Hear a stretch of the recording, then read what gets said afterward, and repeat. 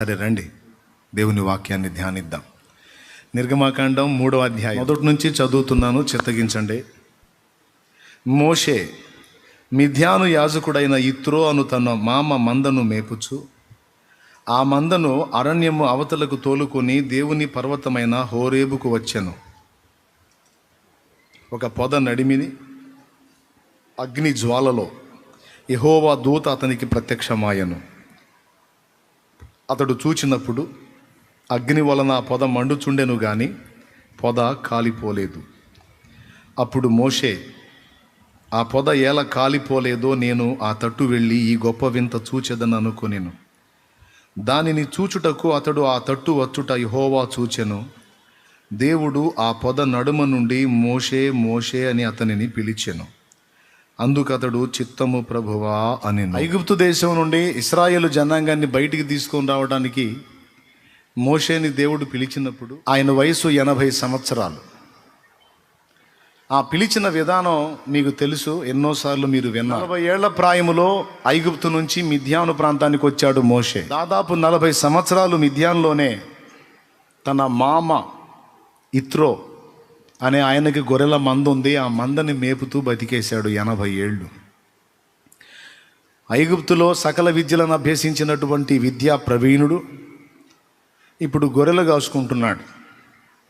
అత్తగారింటికాడ, అదే మామగారింటికాడ కాపురం ఉంటా. సుమారుగా ఆయనకి 80 సంవత్సరాల ప్రాయం వచ్చింది.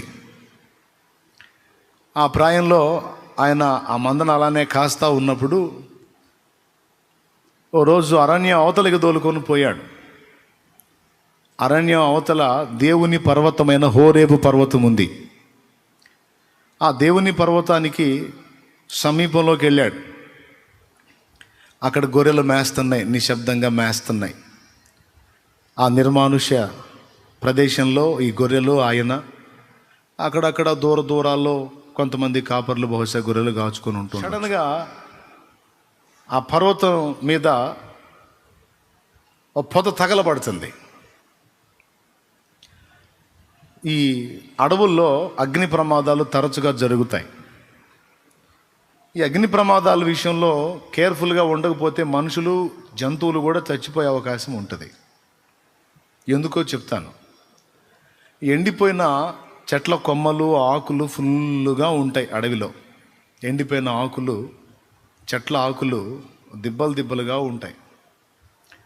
ఎక్కడైనా కారు చిచ్చు రగులుకుంటే, అడవిలో కారు చిచ్చు రగులుకుంటే మొత్తం తగలబెట్టుకుంటా వచ్చింది. ఎంతవరకు అయితే ఎండిపోయిన ఆకులు ఉన్నాయో వాటన్నిటిని దహిస్తూ వస్తుంది. అడవంతా పరుచుకొని ఉంటాయి ఎండు ఆకులు. అవి లేని ప్రదేశం ఉండదు. కానీ ఎంతవరకు ఉందో అంతవరకు అగ్ని వస్తుంది. అప్పుడు గొర్రెలైనా మనుషులైనా కాలిపోయే అవకాశం ఉంటుంది. అందుకే ఈ అరణ్యాల్లో కార్చిచ్చు రగిలినప్పుడు చాలా మెలకువగా ఉండాలి. మనం ఉండే దగ్గర ఎండిపోయిన ఆకుల చెత్త లేకుండా చూసుకోవాలి. కొంతమంది ఏం చేస్తారో తెలుసా, అరణ్యాల్లో నివాసం ఉండేవాళ్ళు కార్చిచ్చు వచ్చి తగలబెట్టక ముందే తామున్న ప్రదేశాలన్నిటినీ ముందే అగ్ని వేసి కాల్చి శుభ్రం చేసుకుంటారు. అంటే ఎండిపోయిన ఆకులు, చెత్త చెదారం వాళ్ళ పరిసరాల్లో, వాళ్ళ మెల్లాల మీద ఉండకుండా జాగ్రత్త పడతారు. ముందే కాల్చేస్తారు. ఇక కార్చిచ్చు ఎంత వేగంగా వచ్చినా ఇక్కడ కాల్చడానికి చెత్త లేనందున అది ఆగిపోయింది అక్కడే. కాబట్టి అరణ్యంలో అగ్ని ప్రమాదాలు జరిగినప్పుడు చాలా కేర్ఫుల్గా ఉంటారు గొర్రెల కాపర్లు కానీ ఇతరత్ర వ్యక్తులు. సడన్గా పొద అంటుకుంది, తగలబడుతుంది, మండుతుంది. గమనిస్తూ ఉన్నాడు. ఏదో మంట రగులుకుంది. గాలికి రాయి మీద రాయి పడి నిప్పురవ లేచి ఏదో మంట స్టార్ట్ అయినట్టుంది.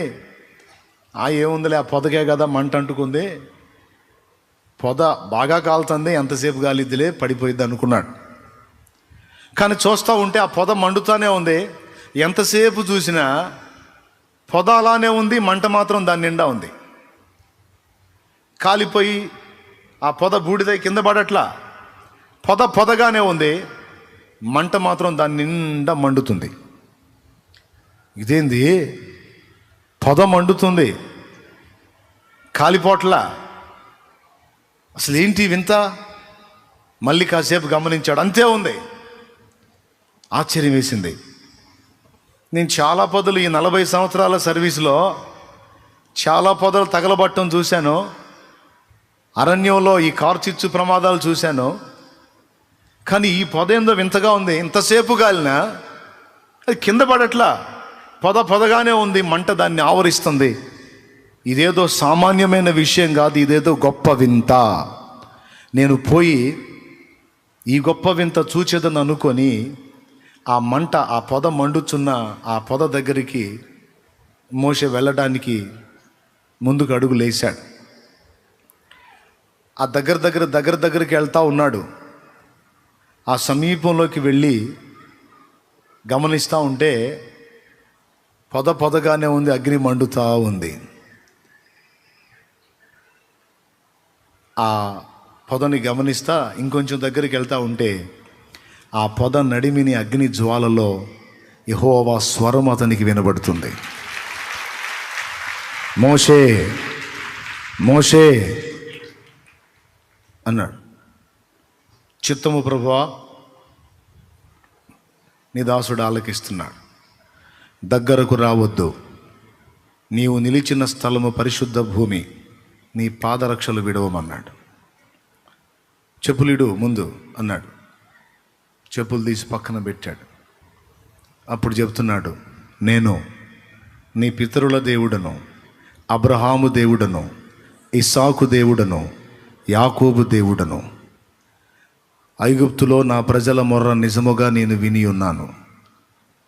నేను నిన్ను అక్కడికి పంపేదను, రమ్ము, అక్కడున్న నా ప్రజలను ఫరోతో మాట్లాడి నీవే వారిని వెలుపలికి తీసుకొని రావాలి. ఇక మాట్లాడటం మొదలు పెడితే దేవుని వైపు మోషే చూడవెరచి తన ముఖమును కప్పుకొని సాగిలపడి అలాగే ప్రభువా అని వెంటనే వెళ్ళలేదు. కానీ దేవునికి కొంచెం అడ్డం చెప్పాడు. ఎందుకంటే మరి దేవుని దగ్గర నుండి పూర్తి సపోర్టు తనకు రావాలంటే తన అసమర్థత ఏమిటో తను దేవునికి విన్నవించుకోవాలి.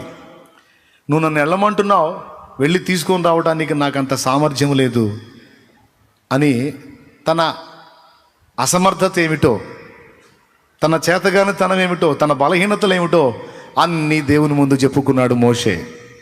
వాటన్నిటికీ దేవుడు సమాధానం చెప్పి, నీకెందుకు, నేనున్నాను కదా, నువ్వు వెళ్ళు అని కొన్ని సూచక్రియలు ఇక్కడే చూపించి మోషేని పిలిచిన పని కొరకు దేవుడు మోషేని ప్రత్యేకిస్తాడు. ఆ ఘట్టంలో దాదాపు అందరికీ ఈ కథ విదితమే. కానీ ఇక్కడ ప్రత్యేకంగా చెప్పుకోదగ్గ అంశం ఏంటంటే మండుచున్న పొద. ఈ మండుచున్న పొద కొన్ని కార్యాలను జరిగించింది. అక్కడ దేవుడు ఎన్నో రీతుల ప్రత్యక్షం కావచ్చు, కానీ మండుచున్న పొదలో ఆయన తాను ప్రత్యక్షపరుచుకున్నాడు. అసలు ఎందుకు ఈ మండుచున్న పొద ద్వారా జరిగినటువంటి కార్యాలు ఏమిటి అంటే, దైవ చిత్తం ఎరిగి ఉండి కూడా ఆ చిత్తాన్ని నెరవేర్చడానికి ధైర్యం చాలక, సామర్థ్యం లేక, దేవుని కదలికల కోసం మిగుల ఆశతో 40 వసంతాలు కాచుకున్నటువంటి పిలుపు కలిగిన ఒక వ్యక్తిని తన యొద్దకు ఆకర్షించుకుంది పొద, మండుచున్న పొద. అక్కడ మండని పొదలు చాలా ఉన్నాయి, మండుచున్న పొద ఒక్కటే ఉంది. కొండ మీద, ఆ పర్వతం మీద గుట్టలుగా పొదలు చాలా ఉన్నాయి, కానీ అవి మండట్లా. కానీ మండుచున్న పొద ఒక్కటే ఉంది, అది మోషేని తన యొద్దకు ఆకర్షించింది. ఇది మొదటి సంగతి. అయితే ఈ మండుచున్న పొదలో దైవస్వరము వినబడుతుంది వచ్చినటువంటి వ్యక్తికి. చుట్టుపక్కల మండని పొదలు చాలా ఉన్నాయి, ఆ పొదల్లోంచి ఎలాంటి స్వరము ఎవరికి వినబడదు. వచ్చిన ఈ వ్యక్తికి కూడా ఆ మండని పొదల్లోంచి ఏ స్వరం వినబడట్లా, ముఖ్యంగా దైవ స్వరం వినబడట్లా. ఈ మండుచున్న పొదలో ఏదో తెలియని ఆకర్షణ ఉంది. ఈ మండుచున్న పొదలో నుండి దైవ స్వరము భక్తునికి వినబడుతుంది, వ్యక్తికి వినబడుతుంది. 2, 3, ఈ మండుచున్న పొద నుండి వినబడుతున్న దైవ స్వరము ద్వారా వచ్చిన వ్యక్తికి కర్తవ్యము బోధించబడింది. నంబర్ 1, మండుచున్న పొద వ్యక్తిని తన యొద్దకు ఆకర్షించింది. నంబర్ 2, మండుచున్న పొదలో నుండే దైవ స్వరము వచ్చిన వ్యక్తికి వినబడింది. నంబర్ 3, మండుచున్న పొదలో నుండే వచ్చిన వ్యక్తికి కర్తవ్యము బోధింపబడింది. ఈ 3 ఆ మండుచున్న పొదలో నుండి దేవుడు జరిగించాడు. ఎందులో ఉండి జరిగించాడు? మండని పొద, మండిన పొద, మండుచున్న పొద. ఈరోజు క్రైస్తవ సమాజంలో చాలామంది వ్యక్తులు ఉన్నారు, భక్తులు ఉన్నారు. కానీ అందరూ మండుచున్న పొద వలె లేరు, మంట లేని పొద వలె ఉన్నారు. మండుచున్న పొద వలె మనందరినీ చూడాలనేది ఆయన ఆకాంక్ష. కానీ క్రైస్తవ సమాజంలో, అంటే యేసుక్రీస్తును తెలుసుకొని ఆయన రక్షణ మార్గంలోకి వచ్చి ఆయన బాటలో నడుస్తున్నటువంటి వ్యక్తులలో చాలామంది పొదలే, కానీ మంట లేని పొదలుగా ఉన్నారు, మండుచున్న పొదలుగా లేరు. మండుచున్న పొదకి 3 ఉంటాయండి. మండుచున్న పొదలో ఆకర్షణ ఉంది, మండుచున్న పొదలో దైవస్వరము ఉంది, మండుచున్న పొదలో ఎక్కడా తెలుపబడని కర్తవ్యము మండుచున్న పొదలో అందుతుంది. ఈ 3 విషయాలు బాగా దయచేసి గుర్తుపెట్టుకోండి. ఒక మండుచున్నటువంటి వ్యక్తిలో కూడా ఈ 3 సంగతులు సమాజానికి అందుతాయి. ఒక మండుచున్న వ్యక్తిలో కూడా, ఆమె స్త్రీ కావచ్చు, ఆయన పురుషుడు కావచ్చు, దేవుని చేత, దైవాగ్ని చేత రగిలింపబడి దేవుని చేత మండించబడిన వాడై ఉంటే ఆ వ్యక్తిలో ఈ 3 సమాజానికి అందుతాయి. మొట్టమొదటిది, ఆ వ్యక్తి ఒక ఆకర్షణీయమైన వ్యక్తిగా ఉంటాడు, స్త్రీ కానీ పురుషులు కానీ. రెండవది, ఆ వ్యక్తిలో నుండి దైవస్వరం లోకానికి వినబడుతుంది. నంబర్ 3, ఆ వ్యక్తిలో నుండి నువ్వు ఏం చేయాలో ఆ కర్తవ్యం నీకు బోధించబడుతుంది. మండుచున్న వ్యక్తుల జాబితాలోకి మనం తీసుకోవచ్చు బాప్తిస్మం ఇచ్చు యోహానుని. ఒకసారి యోహాను సువార్త మీరు కానీ చూడగలిగితే, సువార్త 5వ అధ్యాయము 32వ వచనం, సాక్ష్యం ఇచ్చు వేరొకడు కలడు. 5:32 చదువుతుంది, నన్ను గూర్చి సాక్ష్యం ఇచ్చు వేరొకడు కలడు, ఆయన నన్ను గూర్చి ఇచ్చు సాక్ష్యము సత్యమని ఎరుగుదును. మీరు యోహాను నొద్దకు కొందరిని పంపితిరి. మీరు యోహాను నొద్దకు కొందరిని పంపారు, అతడు సత్యమునకు సాక్ష్యం ఇచ్చెను. అద్దుగో అతడు సత్యమునకు సాక్ష్యం ఇచ్చెను. నేను మనుషుల వలన సాక్ష్యం అంగీకరింపను గాని మీరు రక్షింపబడవలనని ఈ మాటలు చెప్పుచున్నాను. అతడు మండుచు ప్రకాశించుచు దీపమై ఉండును. మీరు అతని వెలుగులో ఉండి కొంతకాలము ఆనందించుటకు ఇష్టపడితిరి. చూడు, సాక్షాత్తు యేసు ప్రభు వారు చెప్తున్నాడు బాప్తిస్మం ఇచ్చు యోహానును గురించి. అతడు మండుచు ప్రకాశించుచున్న దీపమై ఉండెను అన్నాడు. బాప్తిస్మం ఇచ్చు యోహాను సామాన్యమైన వ్యక్తి కాదండి. సాక్షాత్తు యేసయ్య చేతే ఈ ప్రశంస పొందాడు. ఏమని అంటే, యోహాను మండుచు ప్రకాశించుచున్న దీపమట. మనం ఇక్కడ మండుచున్న పొద గురించి మాట్లాడుతూ ఇప్పుడు మండుచున్న ఒక వ్యక్తి దగ్గరకు వచ్చాం. ఎవరి దగ్గరికి వచ్చాం? మండుతున్న ఒక వ్యక్తి దగ్గరకు వచ్చాం. ఈ వ్యక్తి విషయం కొద్దిగా ఆలోచిద్దాం మనం. గెటప్ చూస్తే లోకం మెచ్చే గెటప్ ఏమీ లేదు ఇతని దగ్గర. అవతారం వాస్తవానికి పాస్టర్ గారు అబ్బాయి, యాజకుడు, దైవజనుడి సంతానం. వాళ్ళమ్మ దైవజనురాలు, వాళ్ళ నాన్న దైవజనుడు. జకర్యా ఎలిజబెత్తుల సంతానం ఈయన. కానీ ఆయన ఊళ్ళో లేడు, అరణ్యంలో ఉన్నాడు. ఒక్కసారి మీరు లూకా సువార్త 1వ అధ్యాయము 80వ వచనం చదవండి. శిశువు ఎదిగి ఆత్మయందు బలము పొంది ఇశ్రాయేలునకు ప్రత్యక్షమగు దినము వరకు అరణ్యములో నుండెను. శిశువు ఎదిగి ఆత్మయందు బలము పొంది ఇశ్రాయేలునకు ప్రత్యక్షమగు దినము వరకు అరణ్యములో నుండెను. ఇది బాప్తిస్మమిచ్చు యోహాను యొక్క అడ్రస్. ఏంటి యోహాను అడ్రస్ అంటే? ఫారెస్ట్, అడవి. గెటప్ చూస్తే ఒంటె తోలుతో చేయబడినటువంటి ఒక తోలు దట్టి మొల చుట్టూ చుట్టుకొని ఉన్నాడు. ఆహారం అడవి తేనె, మిడతలు. మిడతలు అంటే ఇప్పుడు మనం చూసే మిడతలు కాదు, అడవిలో తినే మిడతలు ఉంటాయి. మనం తినటానికి కంఫర్ట్గా ఉండే మిడతలు ఉంటాయి.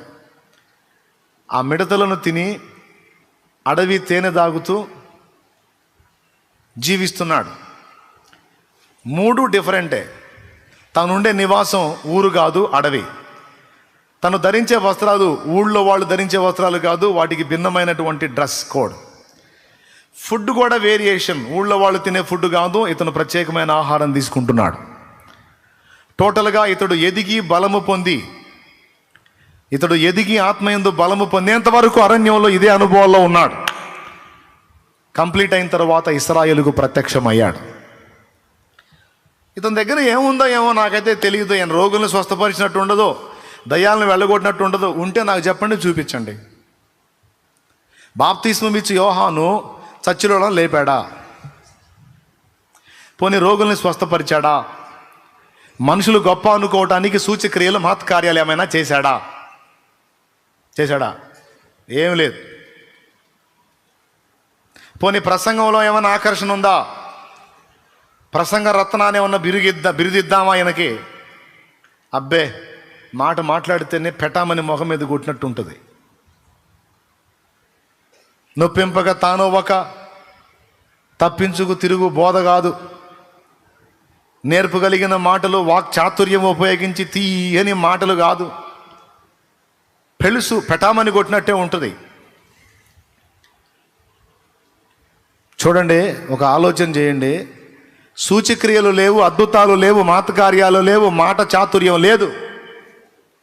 కానీ ఇతను అరణ్యంలో నుంచి బయటికి వచ్చి ఒక కేక వేస్తే ఏం జరిగిందో తెలియదు, కానీ పిచ్చెత్తినట్టు పరిగెత్తుతున్నారు జనం ఆయన దగ్గరికి. పిచ్చెత్తినట్టు పరిగెత్తుతున్నారు ప్రజలు ఆయన దగ్గరికి. ఇందులో ధనిక భేద, తక్కువ అగ్రవర్ణం అనే భేదం లేదు. శాస్త్రులు, పరిసయ్యులు, సద్దూకయ్యులు, యూదులు, అన్ని వర్గాల వారు పిచ్చెత్తినట్టు పరిగెత్తుతున్నారు. నాకు ఆశ్చర్యం. ఏదో చచ్చిన వాళ్ళని లేపాడంటే ఆకర్షణతో పరిగెత్తారంటే అర్థం ఉంది. ఏదో రోగాల్ని బాగు చేశాడంటే ఆకర్షణతో పరిగెత్తారంటే అర్థం ఉంది. ఆయన దగ్గరికి పోతే ఏందో ఎక్కడెక్కడ రోగాలన్నీ పోతున్నాయి అంటే జనం క్యూ కడతారు. అది పెద్ద గొప్ప విశేషమేం కాదు. ఇప్పుడు జనం క్యూ కట్టడం కోసం కొంతమంది కష్టపడి తిప్పలు పడుతున్నారు, తమ వల్ల అద్భుతాలు జరిగినాయని చూపించుకోవడానికి. తమ వల్ల అద్భుతములు జరిగినాయని చూపించుకోవడానికి తపన పడుతున్నారు. ఎందుకంటే ఆ విధంగానన్నా ప్రజల్లోకి వెళ్ళిపోతే గుంపులు వస్తారన్న ఆలోచనతో. మరి ఈయన దగ్గర అట్లాంటి ఆకర్షణ ఏమి లేదు. ఎవరిని బాగు చేసినట్టు లేదు, సచిన వాళ్ళని బతికించినట్టు లేదు. లేదా ప్రసంగంలో చమత్కారం ఉంటే, కాస్త హాస్యపు జల్లులు ఉంటే, కాస్త నవ్వు పుట్టించే విధంగానో, లేకపోతే ఇంట్రెస్టింగ్ ఆలోచింపజేసే విధంగానో, లేకపోతే వాక్ చాతుర్యాన్ని ఉపయోగించి తీయని ప్రసంగం అయితేనో కొంచెం ఏదో ఆకర్షింపబడ్డారు, ఆ మాటల లాలనకు ఆకర్షింపబడ్డారు అనుకోవడానికి ఆస్కారం ఉంది. అది లేదు. పోనీ పర్సనాలిటీ, మనిషి డిఫరెంట్గా ఉన్నాడంట, మంచి అందగాడంట, అట్లున్నాడంట, ఇట్లున్నాడంట అంటే ఏదో రూపాన్ని బట్టి ఆకర్షింపబడి ఒక డిఫరెంట్గా ఉన్నాడని చూడటానికి, ఉంటమేమో ఇలా ఉన్నాడు, ఇంత అందంగా ఉన్నాడంట, మాటలేమో దేవుని మాటలు చెప్తున్నాడంట అంటే దాన్ని బట్టి ఒక్కొక్కడు పోయారు అనుకుందాం. కానీ ఏమీ లేవు. హైపై జీవితం లేదు, ఊళ్ళో బ్రతికిన అనుభవం లేదు, అరణ్యంలో జీవితం, అడవి తేనెలు, అడవి మిడత ఆ తేనె ఆహారం, ఒంటె తోలు కప్పుకొని ఉన్నాడు. ఒక డిఫరెంట్ పర్సనాలిటీ.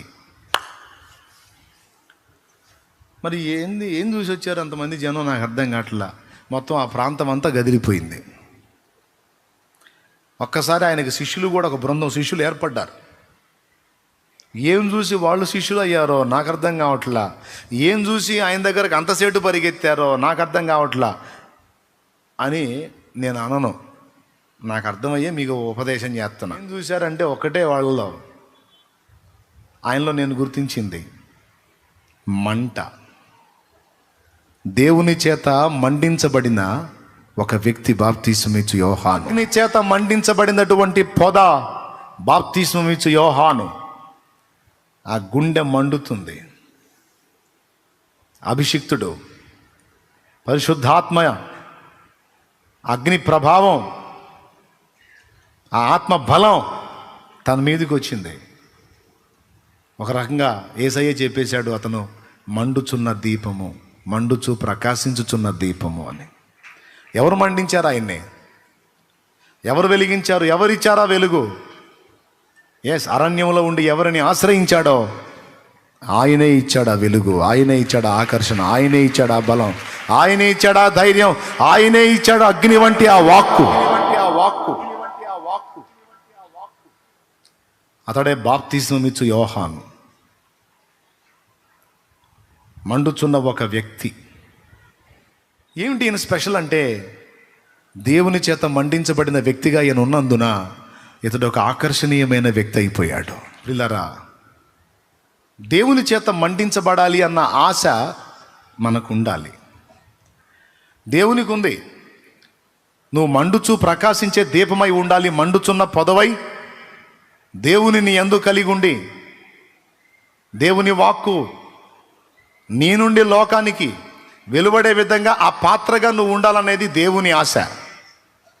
నీ ఆశ కూడా అదే అయితే, ఆ అనుభవాల్లోకి నువ్వు రాగలిగితే, ఏ అరణ్యపు అనుభవంలో యోహానును ఆ విధంగా దేవుడు సిద్ధపరచుకున్నాడో అదేవిధంగా దేవుడు నిన్ను కూడా ఒక మండుచున్న పొదలాగా సిద్ధపరచడానికి, మండుచు ప్రకాశించే ఒక దీపం వల్ల నిన్ను నన్ను మనల్ని నిలబెట్టడానికి దేవుడు ఆశ కలిగి ఉన్నాడు. డిఎల్ మూడీ ఒక మండుచున్న పొద. సూచక్రియలు మాతకార్యాలు చేశాడో లేదో తెలియదు, కానీ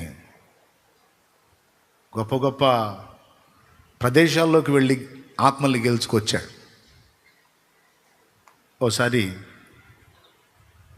లండన్లో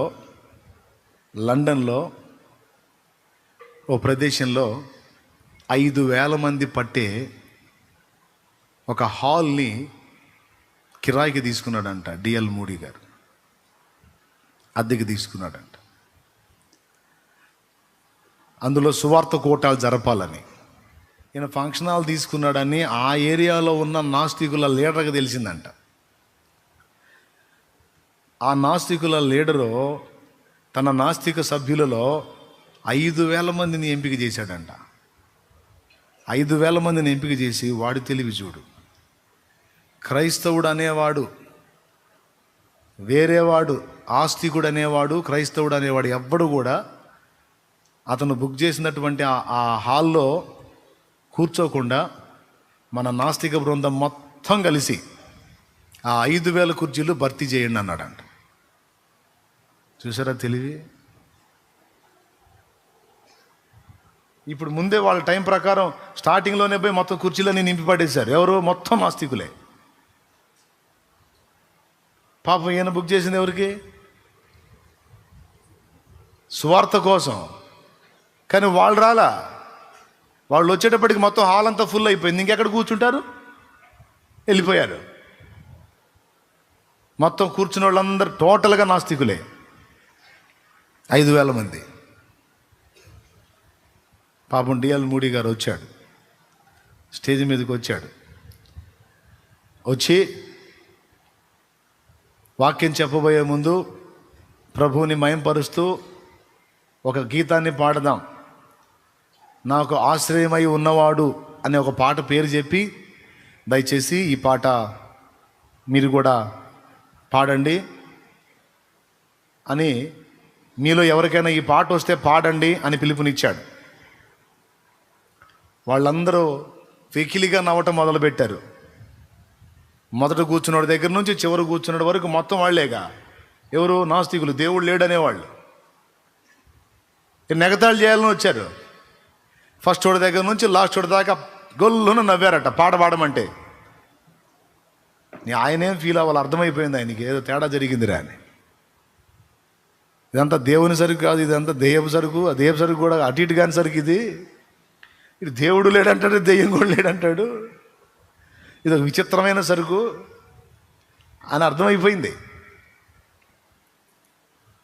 అర్థమైపోయి సరే వాక్యం చెప్పుకుందాం అని క్రైస్తవులకు వాక్యం చెప్పినట్టుగానే విశ్వాసులకు వాక్యం చెప్పినట్టుగా ప్రసంగం మొదలుపెట్టాడంట.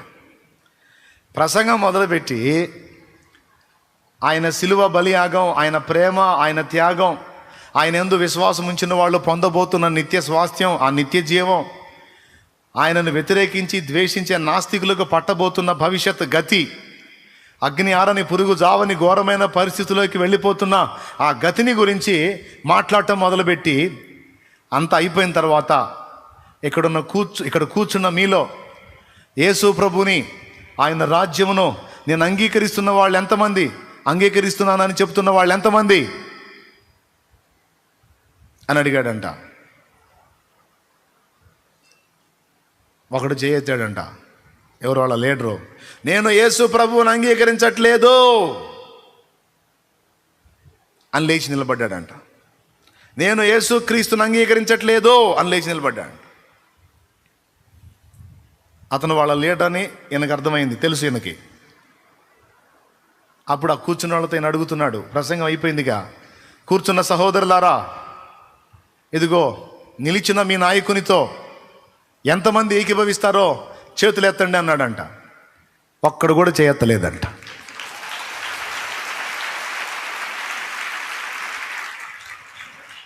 ఒక్కడు కూడా చేయెత్తలా.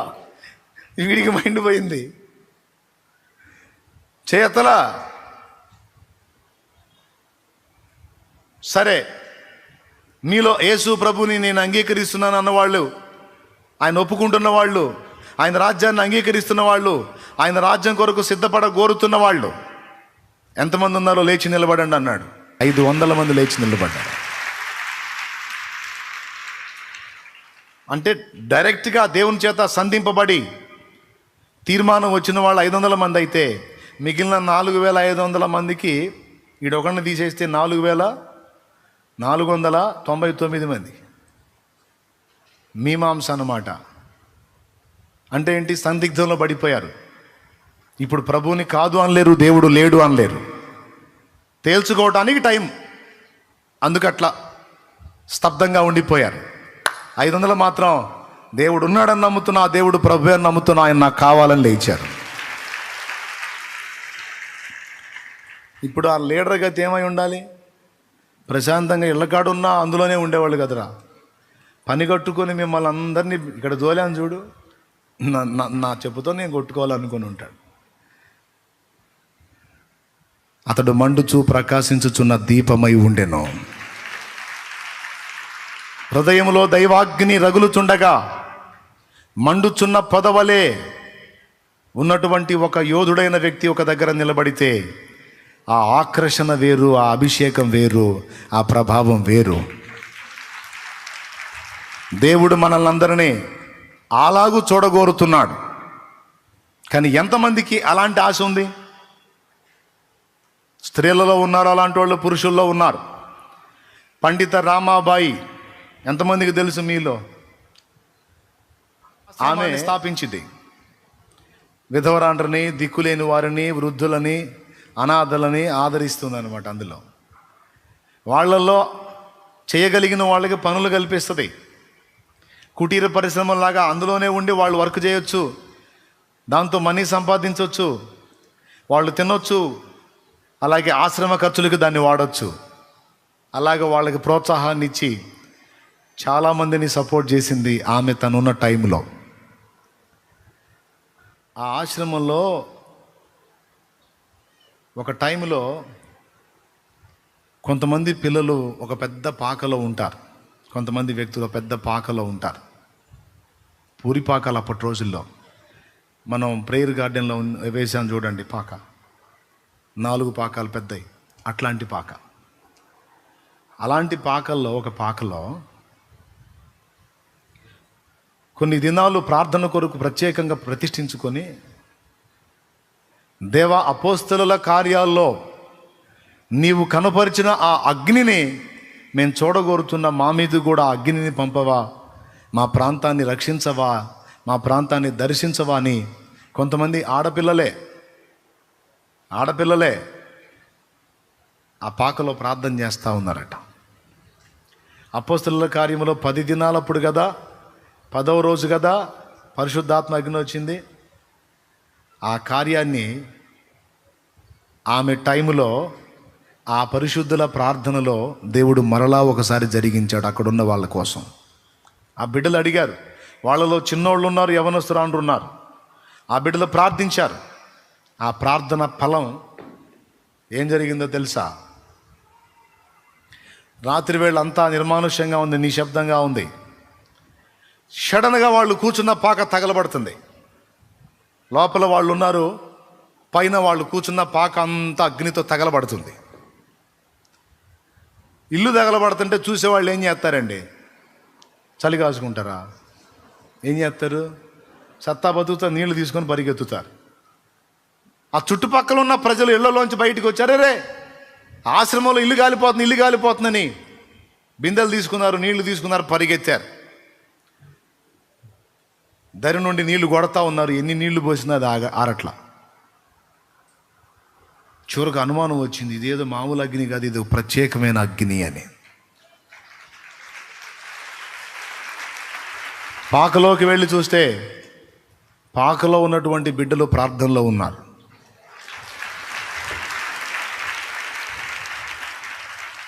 పాకలో ఉన్న బిడ్డలు ప్రార్థనలో ఉన్నారు. పాక మీద అగ్ని మండుతుంది. ఆ అగ్నిని ఊరి ప్రజలందరూ చూశారు. దేవుడు బలహీనుడు, శక్తిహీనుడా? అప్పుడు చేశాడంట. ఇప్పుడు తయారయ్యారు కొంతమంది కుహానా బోధకులు, పనికిమాలిన బోధకులు. అప్పుడు శక్తి చూపించాడంట దేవుడు. ఇప్పుడంట పాపం దేవుడికి కొంచెం బలహీనత వచ్చిందంట. ఇప్పుడు పేషెంట్ అయ్యాడంట దేవుడు. ఈ దరిద్ర బోధలు అప్పుడెప్పుడోనంట, ఇప్పుడు లేదంట. ఎవడు చెప్పాడు? ఆయన పాదాల దగ్గర కాచుకొని ప్రార్థించి దైవశక్తిని కోరితే అప్పుడు బలహీనుడు, అప్పుడు బలవంతుడు, ఇప్పుడు బలహీనుడు కాదు. ఆయన ఎప్పుడు, నిన్న నేడు నిరంతరం ఒక్కటే రీతిగా ఉన్నాడు. దేవుడు మారడు, ఆయన కార్యాలు మారవు, ఆయన శక్తి మారదు, ఆయన జ్ఞానం మారదు, ఆయన బలం మారదు. మారితే భక్తులు మారతారు. హెబ్రీ పత్రిక 13:8, యేసుక్రీస్తు నిన్న నేడు నిరంతరం ఒక్కటే రీతిగా ఉన్నాడు. ఆయన మార్పు లేని దేవుడు. హెబ్రీ పత్రిక 13:8 యేసుక్రీస్తు నిన్న నేడు ఒకటే రీతిగా ఉన్నాడు, అవును యుగయుగములకును ఒకటే రీతిగా ఉండును. అది ఆయన ఎందుకు మారతాడండి? ఆ మొండోళ్ళు లేరు, ఆ మంట కలిగిన వాళ్ళు లేరు, ఆ భక్తులు లేరు. ఆ విధంగా దేవుని శక్తి కొరకు, దేవుని సన్నిధి కొరకు, దైవాగ్ని కొరకు కాచుకొని కనిపెట్టుకునేటువంటి పట్టుదల కలిగిన మొండి వ్యక్తులు లేరు. దేవుని కంటే సుఖానుభవం ఎక్కువగా ప్రేమించే చవట రకాలు ఉన్నాం ఈరోజు మనం. చవట రకాలు. దేవుని కంటే సుఖానుభవం. వీడేంద్ర ఎట తిడుతున్నాడు అనుకోవాకండి. కొద్దిగా ఒక్క రాత్రి నిద్రగాయాలంటే మనకు మహా కష్టం. ఓ పూట ఉపవాసం ఉండాలంటే మన ముఖం సోడాతి కాదు. కాసేపు అలాగ వెళ్ళి పరిశుద్ధులతో కలిసి భారంగా కొన్ని గంటల ప్రార్థనలో గడపాలంటే ఏం బాధ. ఏమండి? సుఖానికి అలవాటు పడిపోయి శ్రమానుభవాన్ని పక్కన పెట్టి ఎన్ని అవకాశాలు ఉంటే అన్ని అవకాశాల్లో ఎలా సుఖపడగలం, నొప్పి తగలకుండా ఎలా భక్తి చేయగలం అనే చవట పద్ధతులను వెతుక్కుంటా ఉన్న దరిద్ర కొట్టు స్థితిలో నేటి భక్త సమాజంలో పెక్కుమంది ఉన్నారు. కొంతమంది ఉన్నారు త్యాగదనులు, కష్టజీవులు ఇప్పటికీ ఉన్నారు.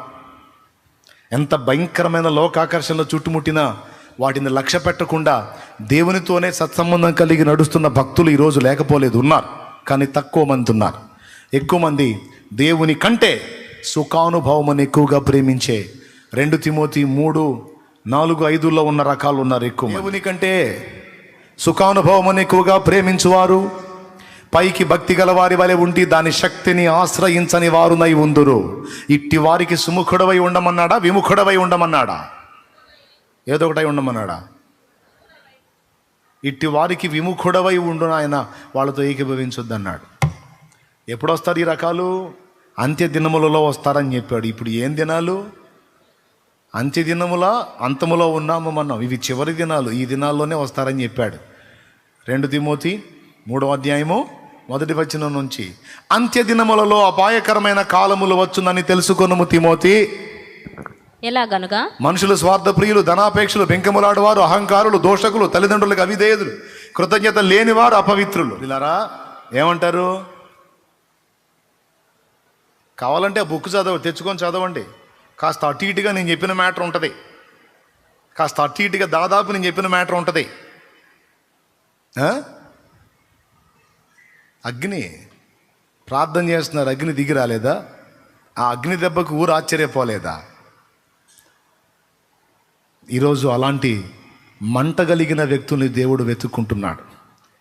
కానీ చాలామంది మనుషుల్ని సాతాను వాడి వలక జిక్కించుకున్నాడండి. హబక్కూకు గ్రంథము 1:13 నుంచి చదువు. నీ కనుదృష్టి దుష్టత్వము చూడలేనంత నిష్కళంకమైనది కదా, బాధించు వారు చేయి బాధను నీవు దృష్టింపజాలక కదా. కపటులను నీవు చూచియు, దుర్మార్గులు తమ కంటే ఎక్కువ నీతిపరులను నాశనము చేయగా నీవు చూచియు ఎందుకు ఊరుకున్నావు? చూడండి ఈ మాట, నీతిపరులు కూడా నాశనం అవుతున్నారట. ఇది పాయింట్. నీతిపరులు కూడా పాడైపోతున్నారంట. నీతిపరులను కూడా పాడు చేస్తున్నారంట. ఎలా? చదువు. ఏలికలేని చేపలతోను పాకు పురుగులతోను నీవు నరులను సమానులుగా చేసితివి. వాడు గాలము వేసి మానవులన్నదిని గుచ్చి లాగి ఉన్నాడు.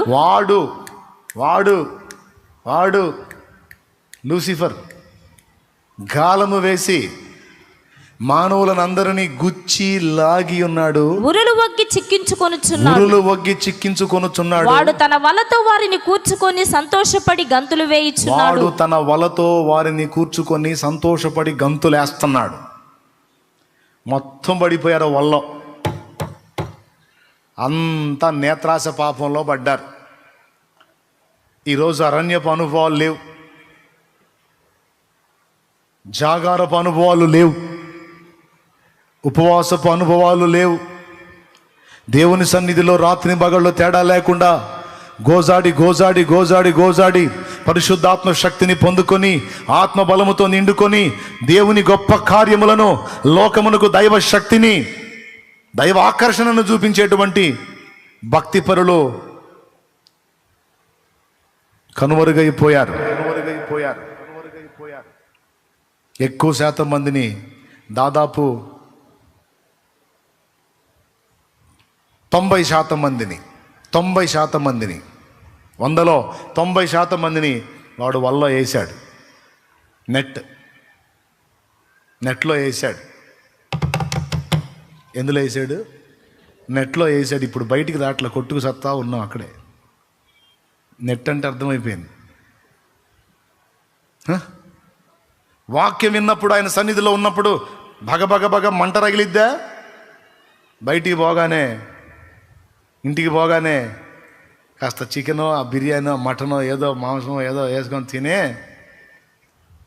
లేకపోతే ఆ పప్పు పచ్చడి వేసుకొని తిని కాసేపు నిద్రపోయి ఇక లేవగానే తీస్తారు. ఇక ఎక్కడుంది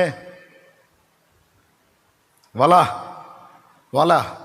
విచిత్రం చెప్పనా, వలను చూసి చేపలు జంప్ అవుతాయి. కానీ ఇప్పుడు చేపలు వల లేకపోతే బతకట్లా. నిరంతరం వల వెతుక్కుంటున్నాయి చేపలో. ఇప్పుడు ఎటుపోయినా సరే వలే టైంపాస్, వలే మనశ్శాంతి, వలే ఆదరణ, వలే ఆనందం. మెంటల్ ఎక్కినట్టు అయిపోయింది అందరి మైండ్లో. మానసిక రోగులాగా మారిపోయారు. ఒకప్పుడు త్రాగుడికి, వ్యభిచారానికి, జోదానికి బానిసలు అయ్యేవాళ్ళు. అన్ని అన్నిటికీ మించిపోయింది ఇప్పుడు ఈ బానిసత్వం. కుటుంబంలో ఒకడు తాగుబోతుగా ఉంటే మిగిలిన వాళ్ళు దాన్ని అసహించుకొని ద్వేషించేవాళ్ళు. కానీ ఈ వల ఉంది చూశారు, ఇంటి మొత్తానికి ఆకర్షణీయమైన వల. ఇంటి మొత్తానికి ఆకర్షణీయమైన వల. ఒకే ఇంట్లో ఉంటారు, నలుగురు కలిసే ఉంటారు, ఎవరికి వాళ్ళు ప్రత్యేకమైన అరణ్యపు అనుభవాన్ని అనుభవిస్తూ ఉన్నారు. అద్దుగో అద్ది ఏం కనపడుతుంది మీ కాడ? అయ్యకో సెల్లు, అమ్మకో సెల్లు, అబ్బాయికో సెల్లు, అమ్మాయికో సెల్లు. ఇక్కడ ఇద్దరు అబ్బాయిలే కనపడుతున్నారు, ఇద్దరికి చెరో సెల్లు పక్క. ప్రియులారా, ఎందుకు మళ్ళీ దీన్ని రెట్టిస్తున్నానంటే అవసరం ఉంది కాబట్టి. పెద్ద కుట్ర జరుగుతుంది దీనిలో, పెద్ద కుట్ర జరుగుతుంది. ఎట్లా తయారయ్యారంటే దేవుడి పేరే చెప్పి వాళ్ళ ఆలోచనలన్నీ నెరవేర్చుకునేటట్టు తయారయ్యారు. ఈ మొహం నిండా ఈ దరిద్రపు అవతారం ఎందుకమ్మా అంటే, లేదు సార్ బలిపీఠం మీద మంచి ఇదిగా కనపడాలి, మన దేవునికి నాట్యం ఆడాలా. ఈ పొగేసుకొని ఎగరటం ఎందుకు నాయనా అంటే, లేదు సార్ మన దేవునికి బాగా పొగేసుకొని ఎగరాలా. ఈ జుట్టు పోలుగాళ్ళ అవతారం ఏందిరంటే, లేదు సార్ మనం తగ్గకూడదు, ఎవడికి తగ్గకూడదు మనం. ఈ పిలక కూడా ఏందిరా అంటే, సార్ లేదు పిలక వేసుకోవాల్సిందే సార్, దేవుణ్ణి నమ్ముకున్నామని మనం వేసుకోవద్దా ఏంది పిలక. ఒకడు జడ కూడా వేసుకుంటున్నాడు. జడ ఆడ మనిషో మగోడు అర్థమై సావట్లా ఈ మధ్య, నిజంగా కదా. ఆడవాళ్ళు కొంచెం అటు ఇటుగా ఉంటున్నారు, కానీ మగవాళ్ళు ఒరిజినల్ లేడీస్ లాగా బాగా గట్టిగా వేస్తున్నారు ఇక్కడ ముడి పిలక.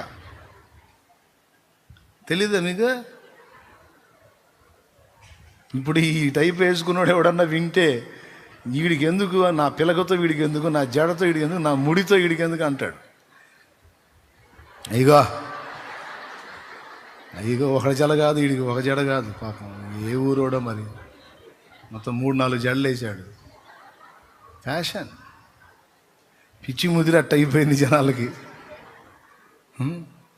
మనమేం తక్కువ కనపడకూడదు సార్, మనం బాగా కనపడాలి.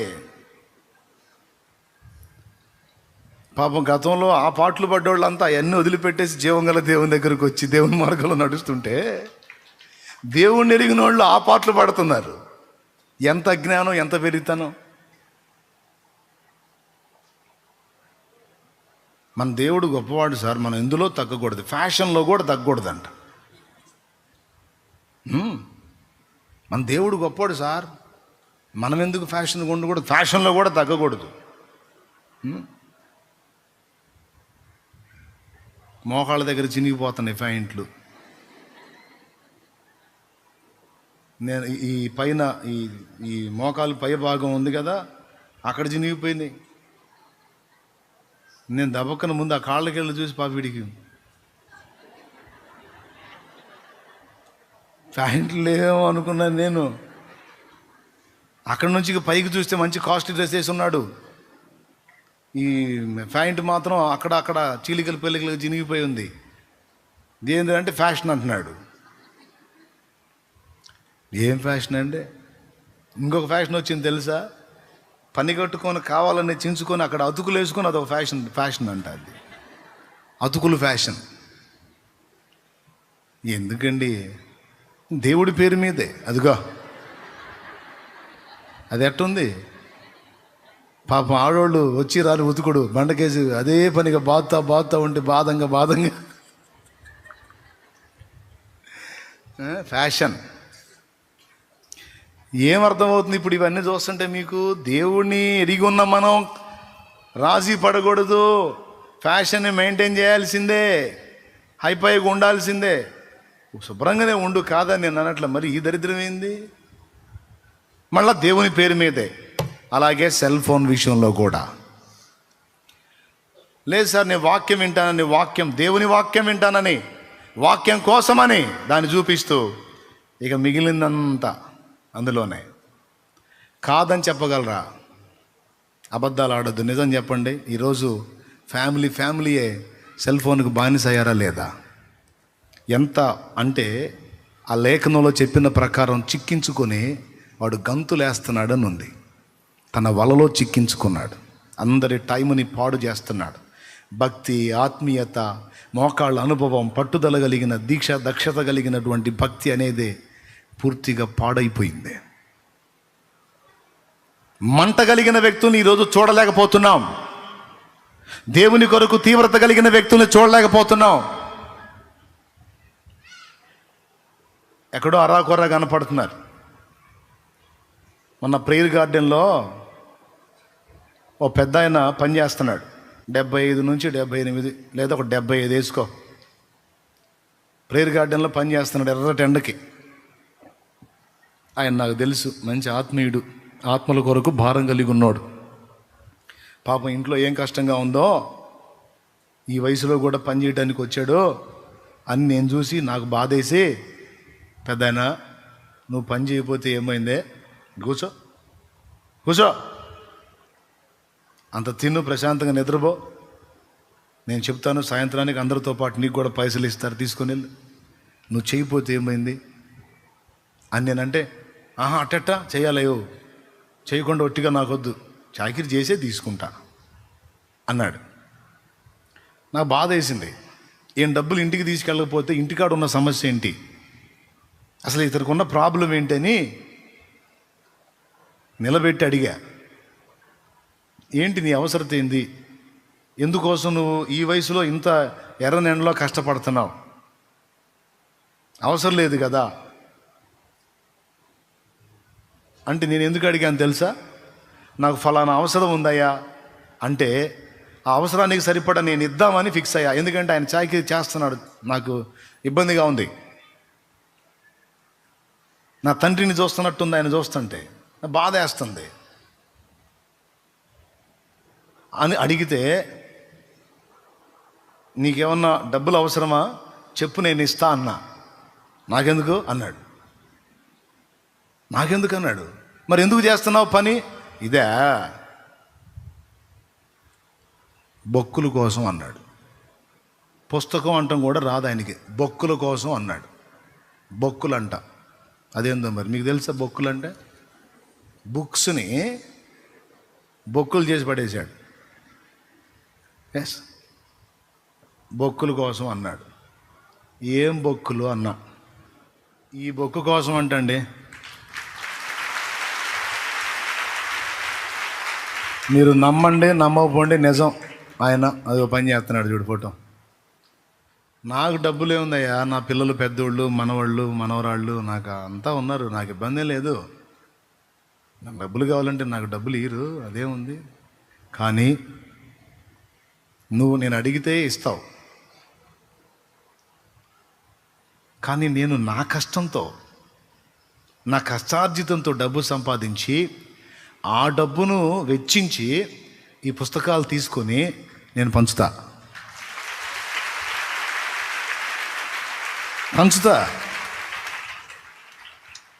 ఇప్పుడు నువ్వు పొద్దంతా చేస్తే ఏం మనకి 600 వస్తాయిగా.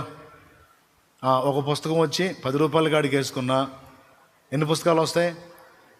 60 పుస్తకాలు వస్తాయి. 60 10 600, 60 పుస్తకాలు వస్తాయి. 60 పుస్తకాల్లో 60 మందికి పంచితే ఒక్కడు సత్యం తెలుసుకున్న నా కష్టానికి న్యాయం జరిగిద్దిగా. ఒక్క ఆత్మ రక్షింపబడిన నా ప్రయాసకు న్యాయం జరిగిద్దిగా. ఒక్క జీవితం మారిన ఆ కుటుంబం శాపం నుండి విడుదల పొందిద్దిగా. అందుకే నువ్వు అడిగితే నువ్వు నాకు 100 పుస్తకాలు అంటే ఇస్తావు, కానీ అందులో సగం నీకు వచ్చింది. చూడు మరి, మామూలుడు కాదు. దేవునికి స్తోత్రం. కష్టపడి సంపాదించిన దాంతో నేను కొని ఇచ్చాను అనుకో, నాకు వచ్చింది. ఆ దెబ్బకు పోయిన వారం, అంతకుముందు వారం చెప్పాను నేను. మా వాళ్ళు ఈ పుస్తకం ప్రింట్ అవ్వడానికి 7 రూపాయలు అయిద్ది అన్నారు.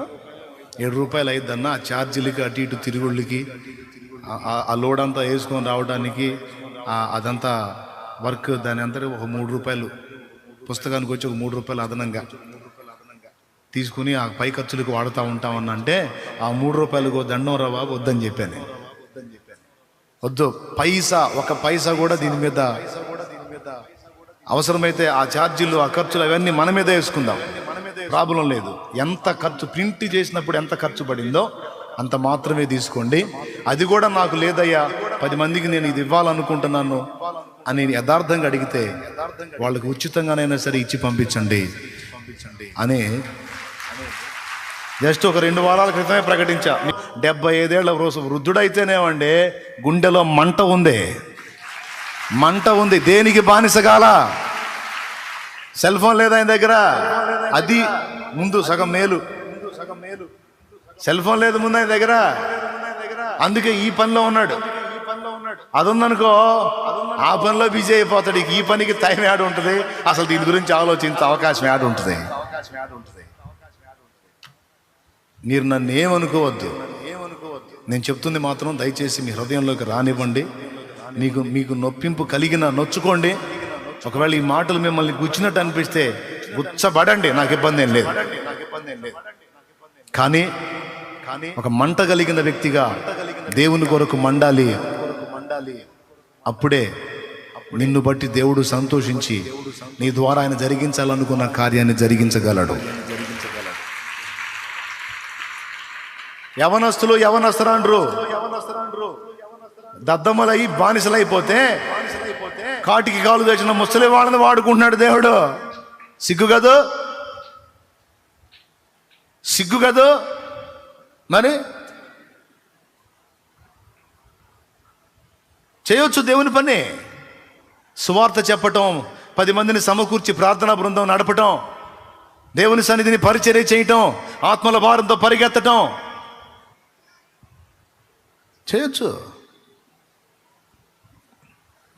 సోమరితనం, నేత్రాస పిచ్చి, ఏదో పొద్దున ప్రార్థన, ఇంట్లో కాస్త పనులుంటే పనులు చక్కబెట్టుకోవటం, ప్రశాంతంగా పడకెక్కటం చూడటం, ఇదే బానిసలైపోయారు.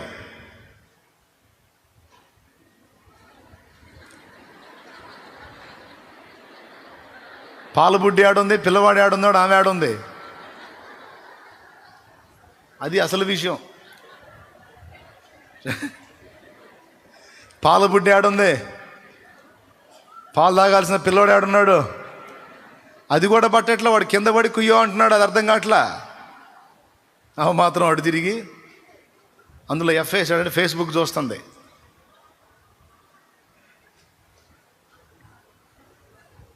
పక్కలో ఉన్న పాపను కూడా పట్టించుకోవట్లేదు, ఇటు పక్క ఉన్న ఈ పాపను చూసుకుంటున్నారు. నా ప్రియమైన దేవుని బిడ్డలారా, ప్లీజ్ ప్లీజ్ ప్లీజ్ ప్లీజ్ కొంచెం ఆలోచించండి. చాలా మంది అక్కడే భ్రష్టత్వంలోకి వెళ్ళిపోతూ ఉన్నారు. అందుకే మీ అందరికీ ప్రేమతో, యవనస్తురాండ్రికి, స్త్రీలకి, పురుషులకి, బిడ్డలందరికీ ప్రేమతో హెచ్చరిక చేస్తున్నాను. తస్మాత్ జాగ్రత్త. నువ్వు మండుచున్న వ్యక్తివై ఉంటే అనేకులను నీ దగ్గరకు ఆకర్షించి నీలో నుండి దేవుడు వారితో మాట్లాడి వారికి కర్తవ్యాన్ని బోధించి వారిని రక్షించుకోవాలని దేవుడు ఆశ కలిగి ఉన్నాడు. చిన్నోళ్ళని కాదు, నీ దగ్గరకు మోషేలను ఆకర్షిస్తాడు ఆయన. మోషేలను ఆకర్షిస్తాడండి, పనికి మాలినోళ్ళని కాదు, శ్రేష్ఠులను ఆకర్షించి నీ ద్వారా కర్తవ్యాన్ని బోధింపజేస్తాడు. ఈరోజు మండుచున్న వ్యక్తుల కోసం దేవుడు చూస్తున్నాడు. దేవుని అగ్నితో నేను మండాలని మిగులు ఆశతో, ఆకాంక్షతో ఎదురు చూస్తున్నటువంటి వ్యక్తులు, నువ్వు స్త్రీవి కావచ్చు, పురుషుడివి కావచ్చు, నువ్వు చిన్నవాడివి కావచ్చు, పెద్దవాడివి కావచ్చు, అన్యాగ్ని చేత, లోకాగ్ని చేత మండడం కాదు, దైవాగ్ని చేత మండించబడగోరి వెతుకుతున్న వాళ్ళ కోసం దేవుడు వెతుకుతున్నాడు సంఘాలలో. మరి నువ్వు ఏ స్థితిలో ఉన్నావో ఒక్కసారి ఆలోచించుకో.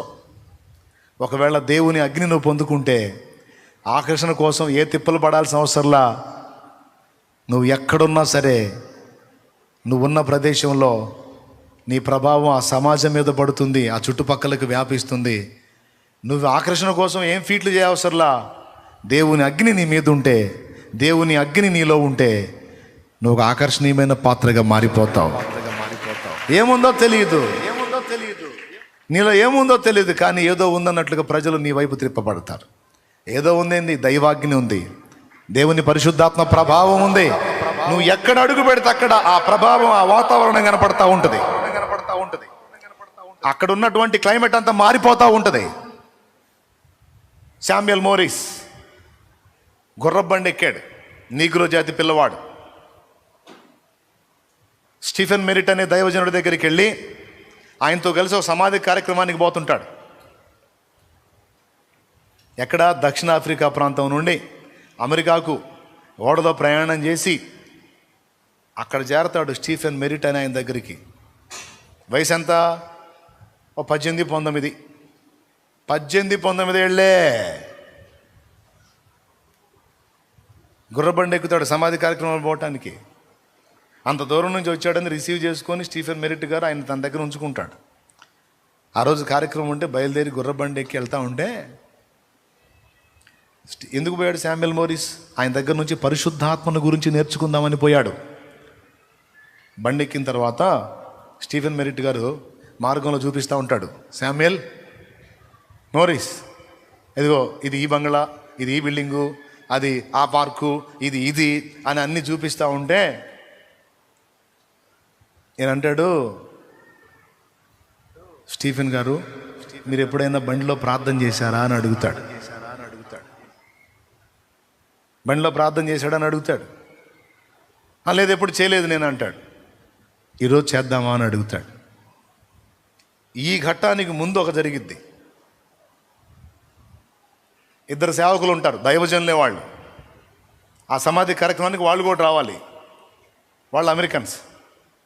వాళ్ళు ఆ బండి ఎక్కడానికి స్టీఫెన్ మెరిట్ గారు వాళ్ళ దగ్గరికి తీసుకెళ్ళినప్పుడు ఆ బండిని వాళ్ళు ఎక్కడానికి లోపల చూస్తే ఈ నీగ్రో బాలుడు ఉంటాడు.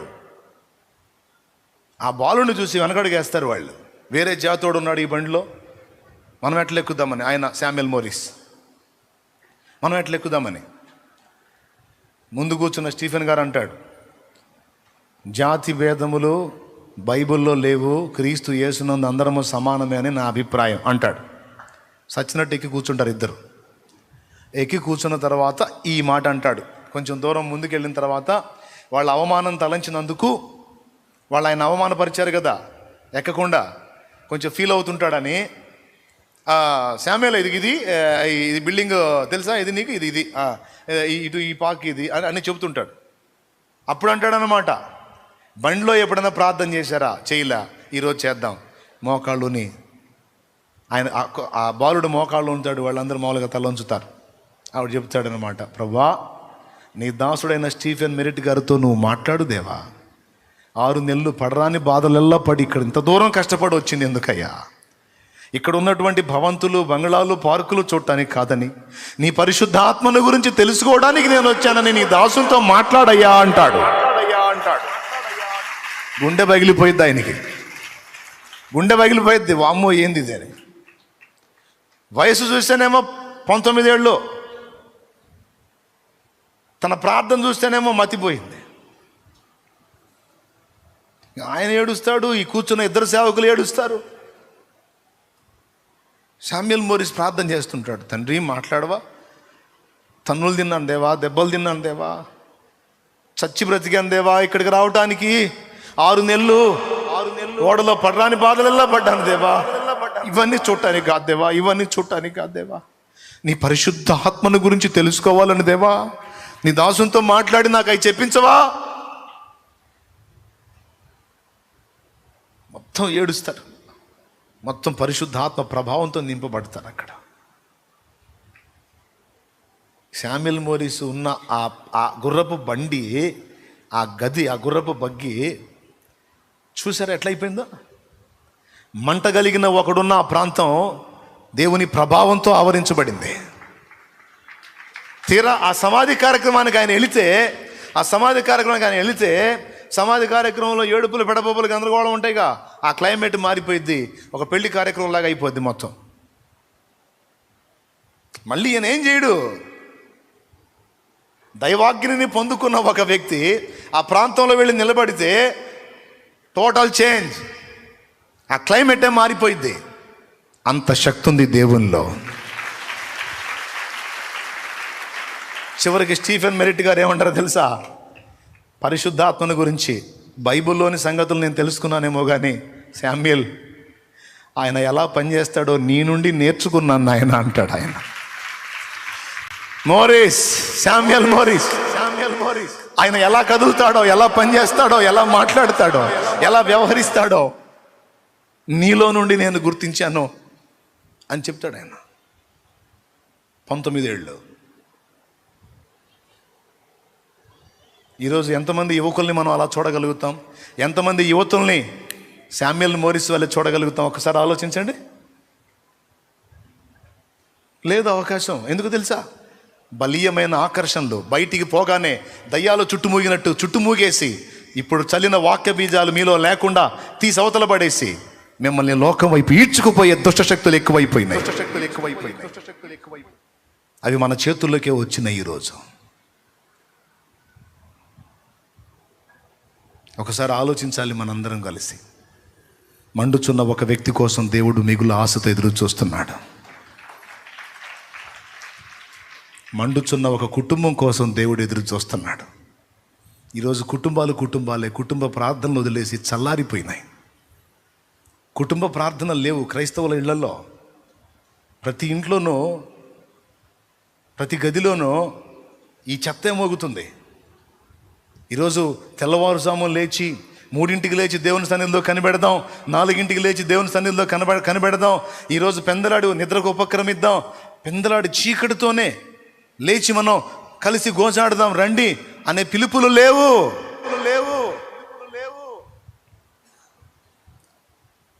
కుటుంబాలే చప్పజల్లారిపోయినాయి. ఒకప్పుడు కుటుంబాలు కలిసి ప్రార్థించేవి, ఈరోజు కుటుంబ ప్రార్థన భారమైపోయింది. అందుకే కుటుంబాల్లో దైవాగ్ని లేదు. కానీ మీకు తెలుసా, మండుచున్న ఒక వ్యక్తి ఆకర్షణీయమైనట్టు దేవుని మంట కలిగిన ఒక కుటుంబం కూడా అనేకులను ఆకర్షించగలిగిద్ది.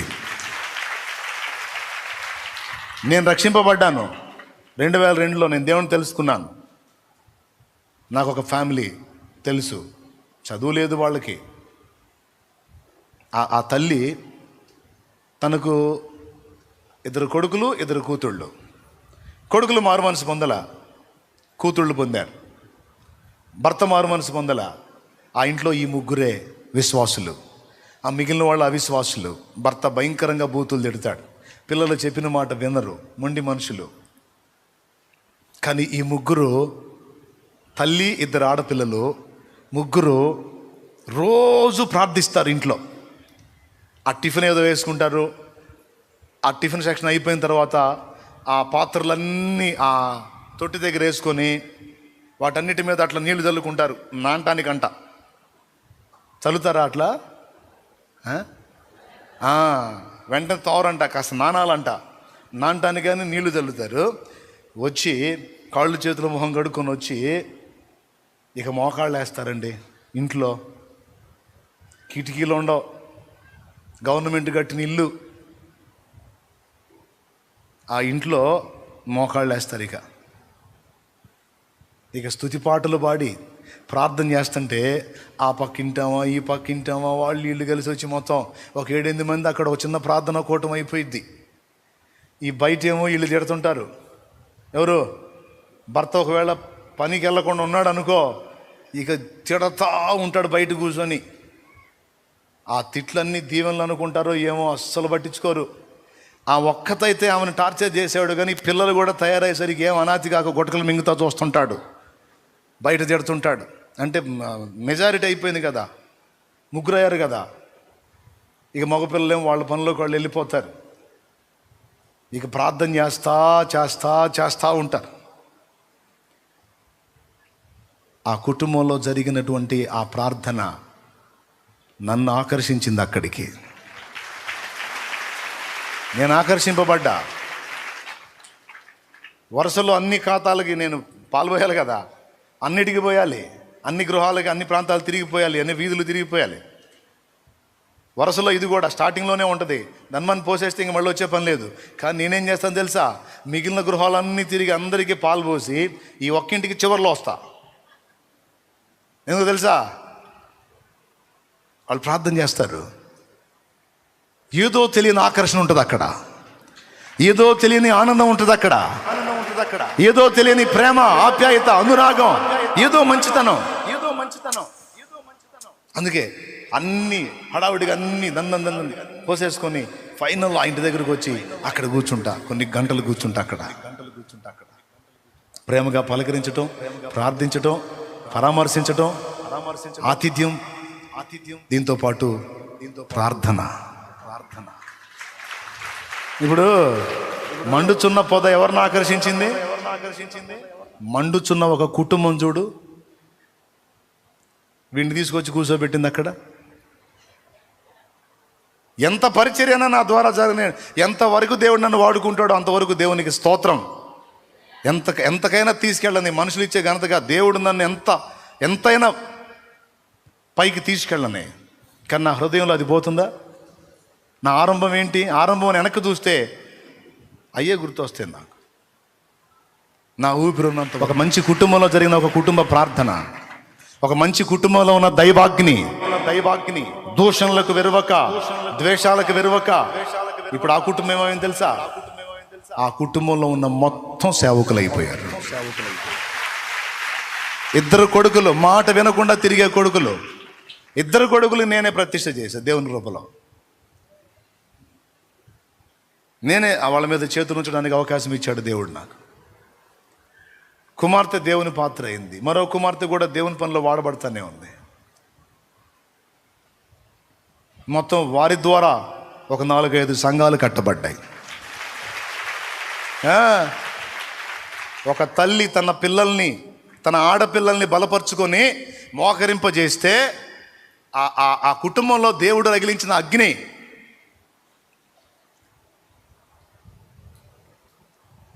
ఇది కూడా ఆ లెక్కలోకే చేరిద్ది. మరి మండుచున్న ఒక వ్యక్తి, మండుచున్న ఒక కుటుంబం, ఫైనల్ ఫినిషింగ్ టచ్, మండుచున్న ఒక సంఘము కావాలి దేవునికి. ఏం కావాలి? మండుచున్న ఒక సంఘం కావాలి. అది కొంచెమైనా సరే ఆ సంఘములో ఉన్న ప్రతి వ్యక్తిలో దైవాగ్ని ఉంటే ఇక అది కొంచెము కాదు, దాన్ని అభివృద్ధిని ఆపటం, దాని విస్తరణకు అడ్డుకట్టలు వేయటం ఎవ్వడి వల్ల కాదు. మండుచున్న ఒక సంఘం. ఈ 3 నా హృదయంలో ఉన్న ఆశలు. ఒక మండుచున్న వ్యక్తిగా నేను ఉండాలనేది నా ఆశ. ఓ మండుచున్న కుటుంబంగా నా ఫ్యామిలీ ఉండాలనేది నా ఆశ. ఒక మండుచున్న సంఘము దేవుని కొరకు సిద్ధపరచాలన్నది నా హృదయంలో దేవుడు ఉంచిన భారం, మంట. మరి మీరేమంటారు? ఇప్పుడు మీరేమంటారు? ఆలోచించుకో. నీ ముందు కొన్ని విషయాలు ఉంచాను. నీ హృదయంలో ఇంకా ఏదైనా మిణుకు మంటనైనా దైవాగ్ని మండుతుంటే, నీ ఆత్మ పూర్తిగా ఆరిపోక ఇంకా కొంచెం మిణుకు అంటా ఉంటే, నేను చెప్పిన మాటలతో భగ్గుమంటది మళ్ళా నీ ఆత్మ. నీ ఆత్మ ఇంకా పూర్తిగా ఆరిపోకుండా మిణుకు అంటా ఉంటే ఈ మాటలతో మళ్ళా నువ్వు రేపబడతావు. కానీ ఇంటికి వెళ్ళగానే ఆ దరిద్రపై అన్ని మళ్ళా నీళ్లు పోస్తాయి. ఏ దరిద్రపై? నీ చేతిలో ఉన్నే అయ్యి వాటిలోంచి వచ్చాయి. ఆ నీళ్లు పడకుండా జాగ్రత్త పడు. వాటి వలలో నుంచి బయటికి రా. దేవుని సన్నిధిని కాచుకో. ఒక మండుచున్న వ్యక్తిగా నువ్వు ఉండు. ఓ మండుచున్న కుటుంబాన్ని కట్టు. ఈ రెండు జరిగితే ఓ మండుచున్నటువంటి సమూహం నీ ద్వారా, అది ప్రార్థనా బృంద రూపంలోనైనా, ఒక సేవ రూపంలోనైనా, ఒక మండుచున్న సంఘం నీ నుండి వచ్చింది. అది ఆయన చెప్తున్న మాట ఇది. ఎవరు పట్టించుకోరు, ఎవరు లక్ష్య పెట్టరు. ఆ బిడ్డలను పెట్టుకొని అలా భక్తిలో లాక్కొచ్చింది, ఆత్మీయతలో లాక్కొచ్చింది. ఈరోజు ధన్య చరిత్ర వచ్చేసింది ఆమెకి. ఎన్నాళ్ళు బ్రతికామన్నది కాదండి, ఎలాంటి బ్రతుకు బ్రతికామన్నది, ఎన్నాళ్ళు జీవించామన్నది కాదండి, దేవుని కొరకు ఎంత జీవించామన్నది లెక్క.